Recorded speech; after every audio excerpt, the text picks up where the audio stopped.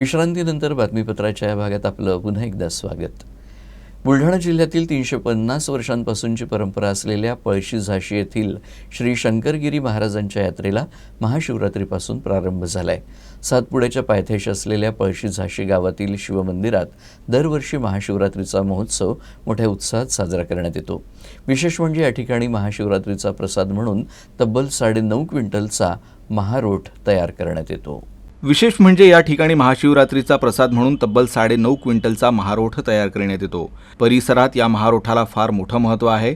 350 वर्षांपूर्वी शंकरगिरी महाराज इथं तपश्चर्या करत असताना त्यांना अनुभूती झाली की सातपुड्याच्या पायथ्याशी असलेल्या पळशी झाशी गावात एक स्वयंभू शिवलिंग आहे। 350 वर्षांपूर्वी शंकरगिरी महाराज हिमालयातून या गावात आले आणि त्यांनी या स्वयंभू पिंडीचा जीर्णोद्धार करून या ठिकाणी मंदिर बांधलं।